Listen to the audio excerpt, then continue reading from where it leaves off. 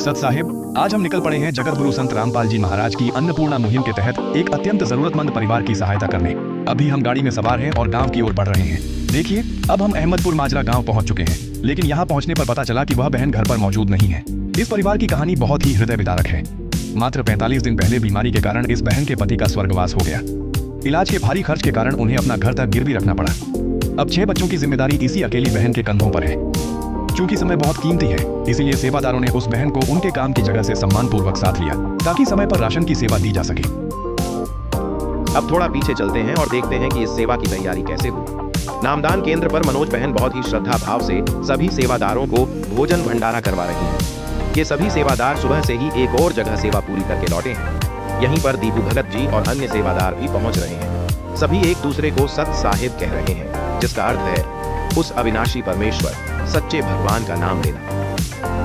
संत रामपाल जी महाराज हमेशा सिखाते हैं कि कोई भी परोपकार का कार्य करने से पहले गुरु चरणों में शीश नवाकर आज्ञा लेनी चाहिए। यहाँ देखिए, सभी सेवादार भाई गुरुदेव जी के पावन चरणों में दंडवत प्रणाम कर रहे हैं। प्रणाम के बाद सभी बाहर आ रहे हैं और हमारी गाड़ियां पूरी तरह तैयार हैं। सफर शुरू होते ही गाड़ी में असुर निकंदन रमैनी शुरू हो गई है। हमारी गाड़ी इस वक्त जींद मार्ग से गुजर रही है, जहां 4 लेन सड़क का काम जोरों पर है। रोटी कपड़ा शिक्षा और मकान, हर गरीब को देगा कबीर भगवान। राशन सेवा सफलतापूर्वक पूरी करने के बाद जब हम गांव से निकले तो पास ही में जोशी गांव था। यहाँ संत रामपाल जी महाराज की अपार दया से एक और अद्भुत सेवा चल रही है। इस परिवार की मुखिया भी एक विधवा बहन है, जिनके 5 बच्चे हैं।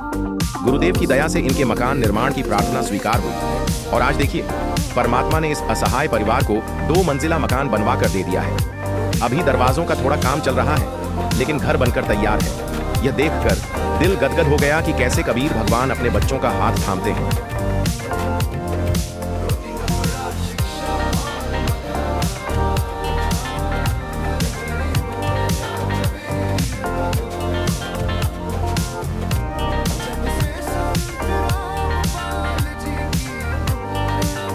इसके बाद हम वापस नामदान केंद्र पर आए, जहां सभी ने गुरुदेव को पुनः दंडवत प्रणाम किया और चाय पी। अब रात हो चुकी थी और सभी सेवादार अपने अपने घरों के लिए निकल पड़े।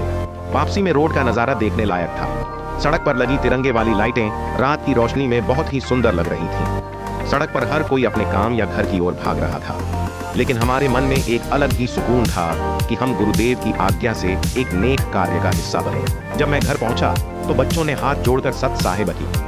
मैं उनके लिए नामदान केंद्र से प्रसाद लेकर आया था, जो मैंने एक एक करके सभी बच्चों को दिया। अब मैं अपने कमरे में आ गया, गुरुदेव को दंडवत प्रणाम किया और अब साधना टीवी पर सत्संग सुनने का समय हो गया है। इस तरह आज की यह सुंदर सेवा पूरी हुई। जय बंदी छोड़ संत रामपाल जी महाराज जी की जय।